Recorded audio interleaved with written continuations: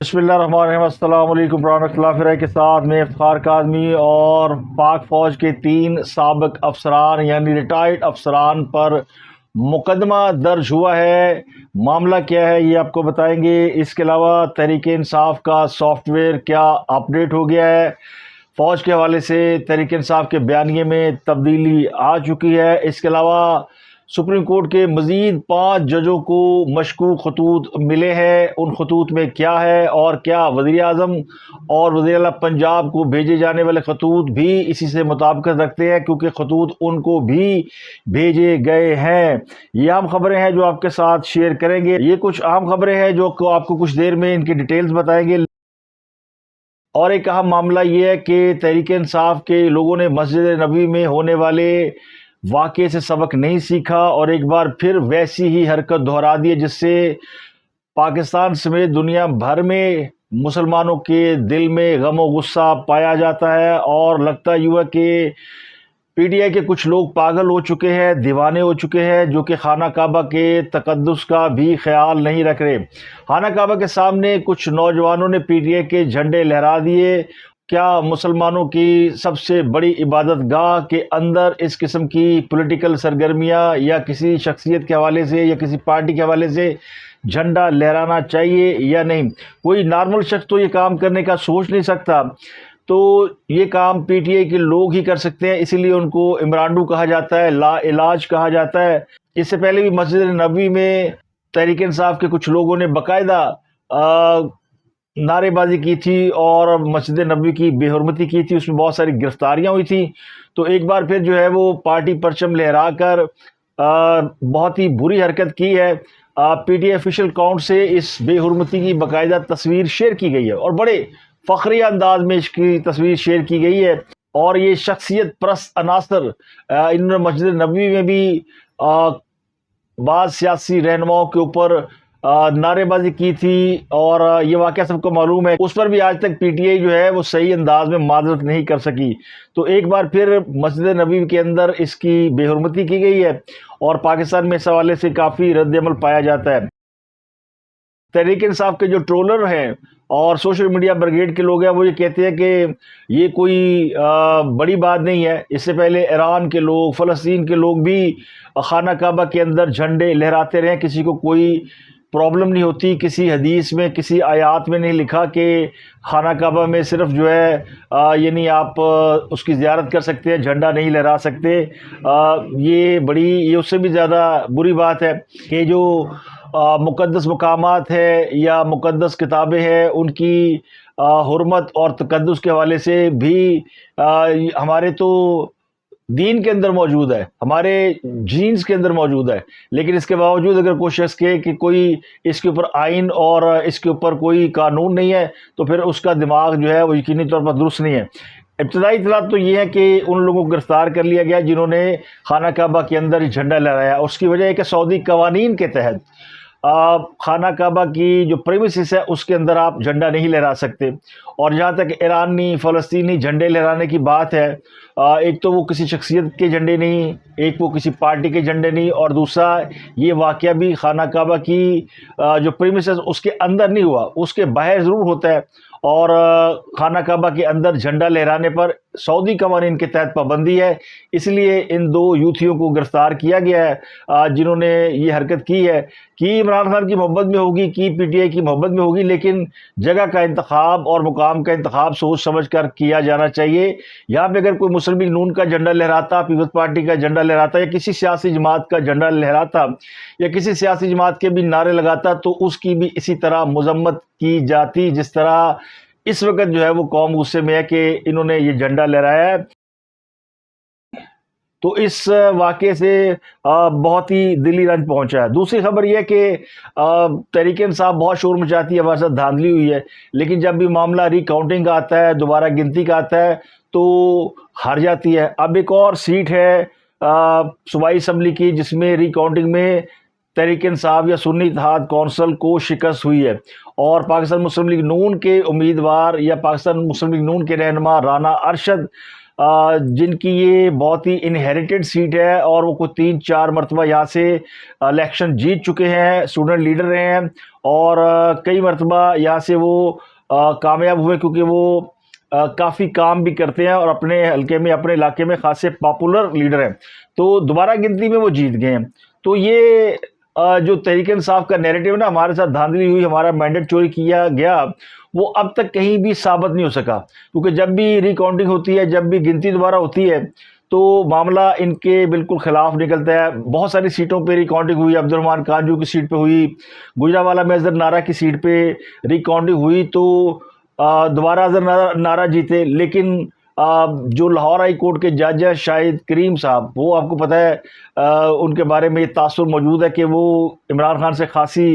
محبت رکھتے ہیں، اور انہوں نے جب عمران خان لاہور میں مقیم تھے یہ زبان پارک میں، تو یہاں پر جانے والی پولیس کے حوالے سے کئی ایسے احکامات دیے تھے جو کہ یہ بتاتے تھے کہ وہ عمران خان صاحب کے لیے پورا انصاف دینے کا ارادہ رکھتے ہیں، یا ان کے لیے پوری سروسز دینے پر تن من دھن سے تیار ہیں۔ تو انہوں نے وہ فیصلہ روک دیا، یعنی اظہر قیوم نارا کی جیت کو انہوں نے دوبارہ یعنی کینسل کر دیا۔ حالانکہ الیکشن کمیشن کے ری کاؤنٹنگ کے معاملے کو لاہور ہائی کورٹ ہولڈ نہیں کر سکتی، لیکن لاہور ہائی کورٹ کیا اسلام آباد ہائی کورٹ جہاں جہاں بھی یوتھیا جج بیٹھے ہیں وہ تمام جگہوں پر یہی حال ہے۔ تو ننکانہ صاحب کے حلقہ پی پی 133 میں دوبارہ گنتی کا عمل مکمل ہوا، جس میں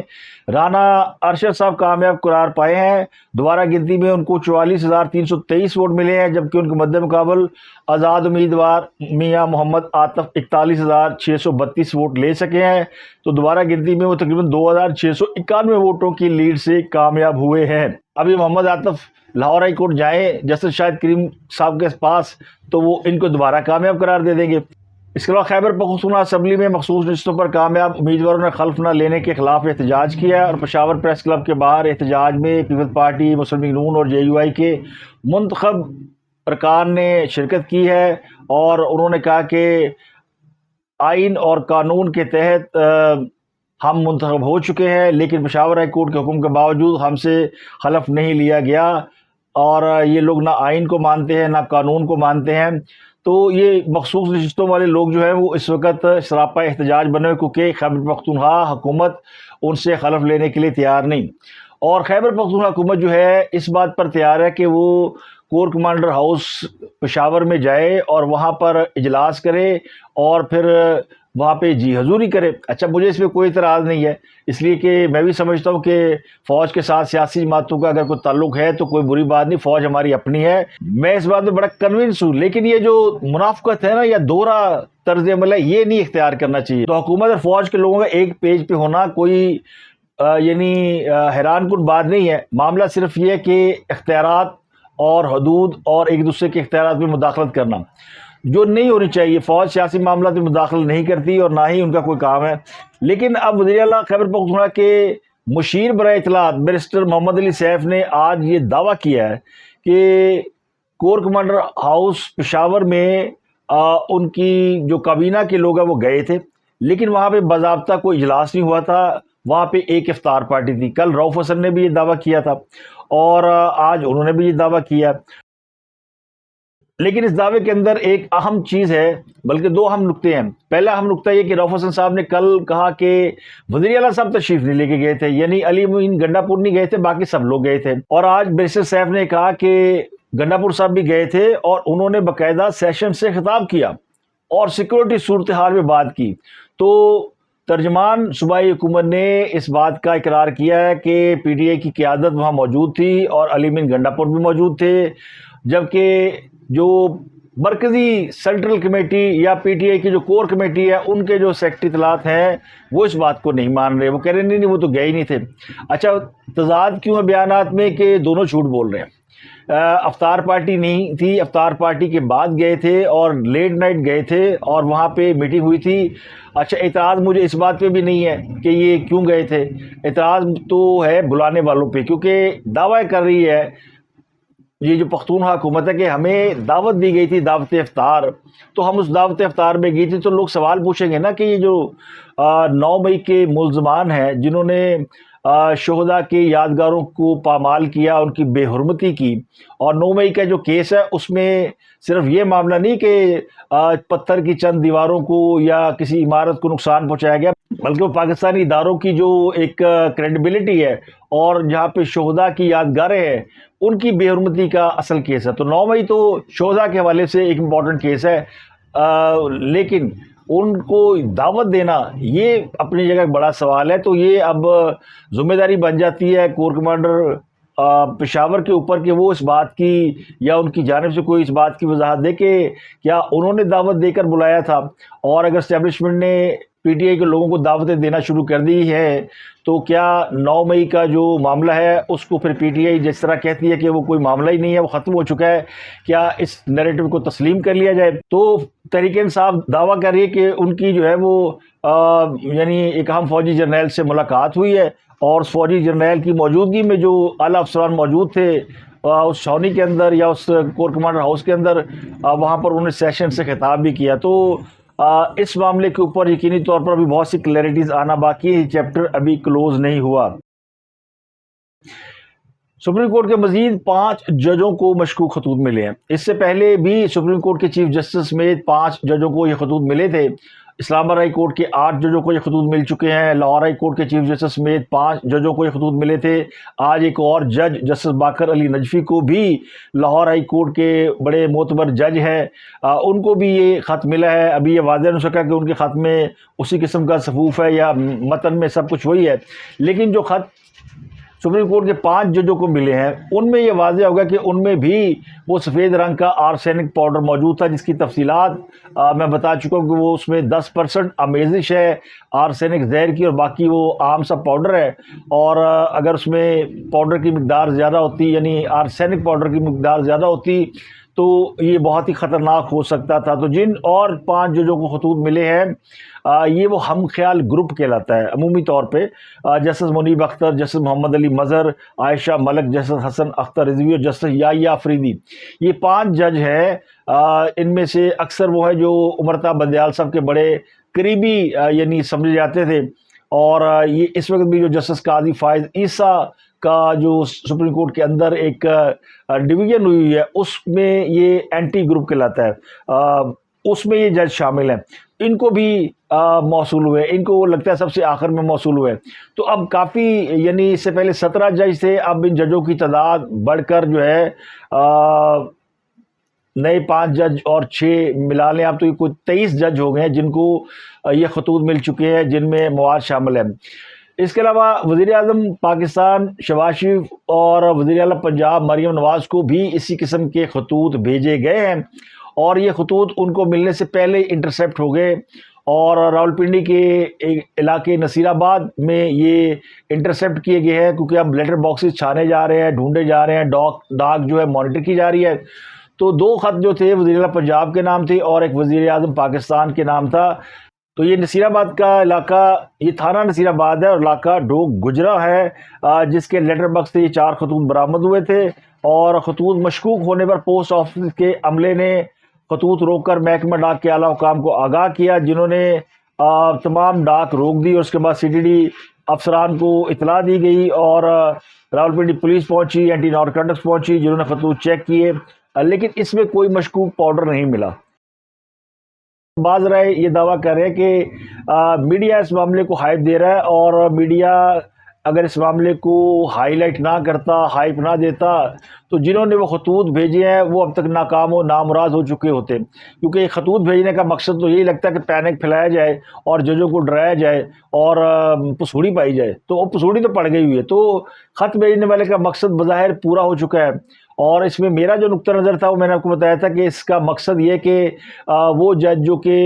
جنہوں نے پاکستان کے بڑے خفیہ اداروں کے اوپر الزامات لگائے ہوئے ہیں وہ اب ڈرے نہ، وہ بے خوف ہو جائے. تو اس قسم کے خطوط بھیج کر ان کو مزید بے خوف کر دیا گیا ہے. اور بیلنس ایکٹ کے لیے باقی لوگوں کو بھی خطوط بھیجے گئے ہیں تاکہ وہ چیف جسٹس قاضی فائز یہ نہ سمجھے نا کہ بھائی یہ تو جھوٹ بول رہے ہیں، کیونکہ ان کو یہ تو یقین ہے کہ وہ جو 6 ججوں نے الزام لگائے ہیں، اور وہ الزام بھی آج کے حوالے سے نہیں لگا رہے، وہ پرانے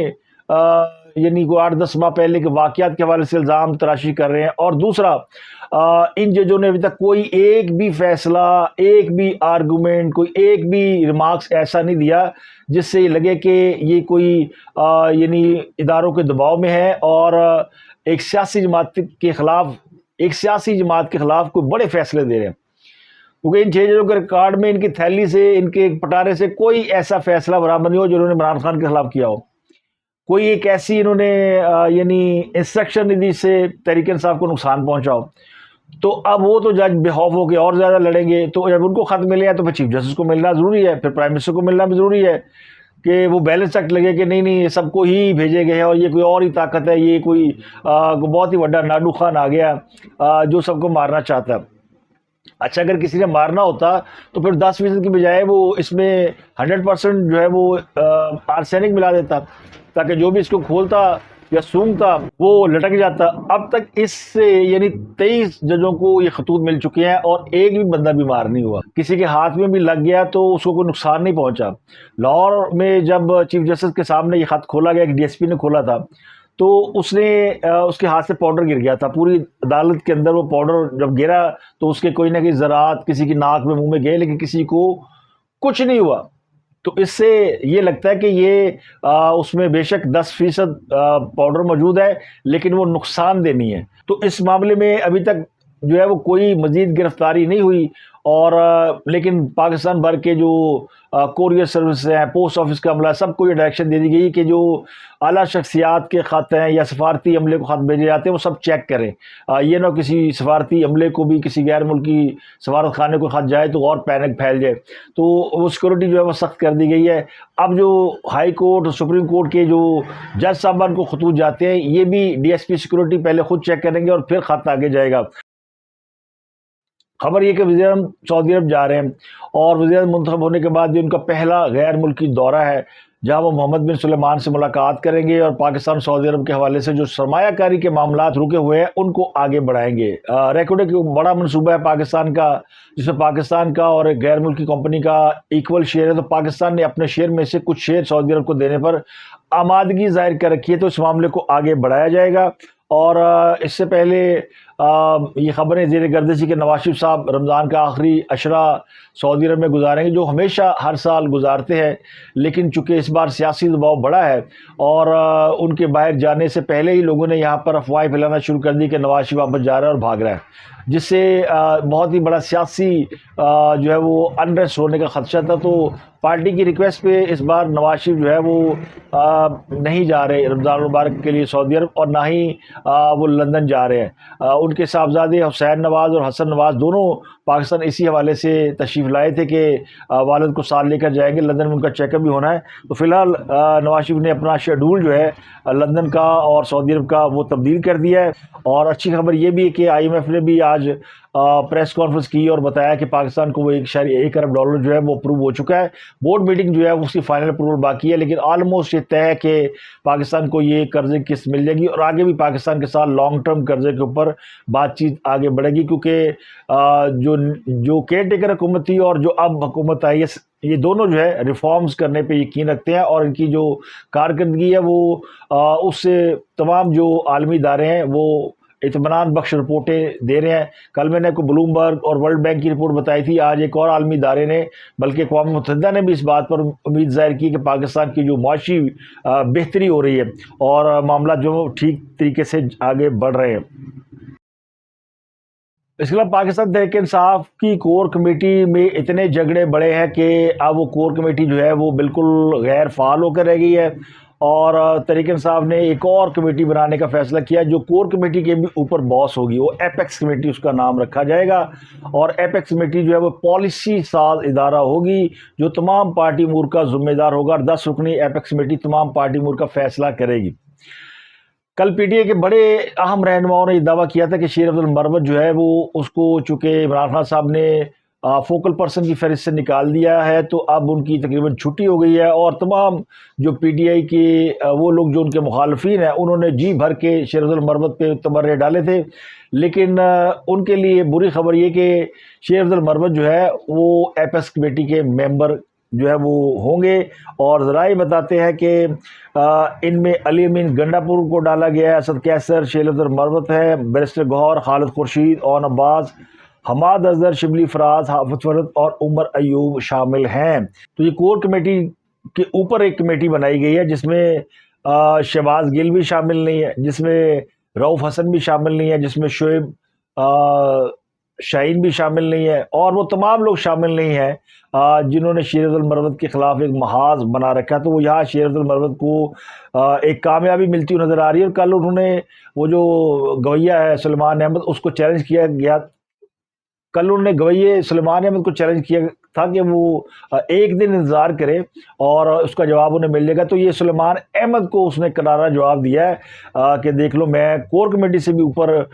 جو کمیٹی بن رہی ہے اس کا بھی ممبر ہوں، اور اس کے بارے میں کل بڑا شور مچایا گیا کہ یہ رانگ نمبر ہے۔ اور میں نے بتایا تھا کہ یہ جو شیرت المروت ہے یہ علیمہ خان گروپ کا اہم بندہ ہے، اور Alima Khan P T I کے اندر ایک طاقتور ایلیمنٹ ہے، اور اسی لیے جو ہے وہ بھی ریڈار کے اندر ہے۔ تو ایک بڑا اہم معاملہ ہوا ہے کہ پاک فوج کے 3 سابق افسران کے اوپر ایک ایف آئی آر کٹی ہے،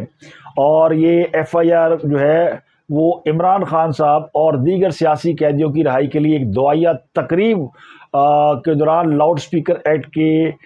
استعمال، شارع عام کو بند کرنے اور سرکاری اہلکاروں کے ساتھ جھگڑا کرنے کے، یعنی سرکاری امور میں مداخلت کی ہے انہوں نے، یا سرکاری اہلکاروں کو ان کے فرائض میں انجام دہی سے روکا ہے، جس کی ایف آئی آر درج کی گئی ہے۔ اور اس ایف آئی آر میں جو لوگ نامینیٹڈ ہیں ان میں بریگیڈیئر ریٹائرڈ مشتاق احمد ہے، میجر ریٹائرڈ اقبال خٹک ہے، اور کرنل ریٹائرڈ اجمل صابر ہے۔ اس کے علاوہ عمران خان کی ہمشیرہ علیمہ خان، سینیٹر سیمی زیدی، آسمہ قدیر، راجہ عثمان ٹائیگر، زیاد خلیق چودھری، میر افضل، شوکت بسرا، طارق عزیز بھٹی، نیاز اللہ نیازی، شہریار ریاض، تنویر اسلم، سیماویہ طاہر اور دیگر شامل ہیں۔ تو یہ ایک بڑی ایف آئی آر ہے، اور اس ایف آئی آر میں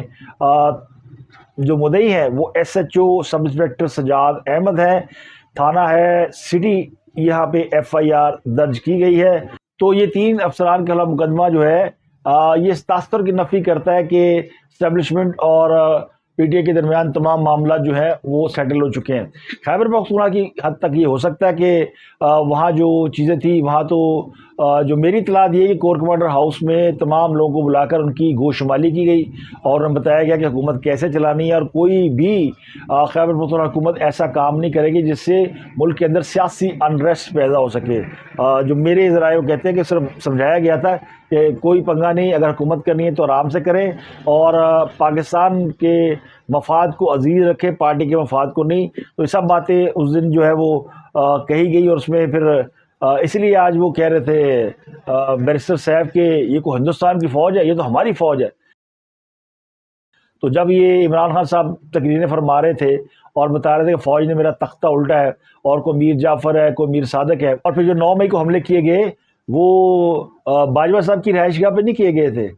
نہ کسی اور فوجی افسر جس کو عمران خان صاحب سمجھتے کہ انہوں نے تختہ الٹا ان کی رہائش گاہ پر کیے گئے، یہ ادارے کی عمارتوں پہ حملے کیے گئے تھے۔ تو فوج ٹارگٹ تھی، جنرل باجوہ ٹارگٹ نہیں تھے۔ تو آج یہ کہتے ہیں جی کہ یہ فوج ہماری ہے، تو یہ اس دن سوچ لیتے 9 مئی نہ ہوتا اور نہ پی ٹی اس انجام تک پہنچتی۔ تو آج کے لیے اتنا ہی، آپ سے ملاقات ہوتی اگلے ویلاگ میں۔ اپنا گرد و نواح لوگوں کا بہت بہت خیال رکھیے۔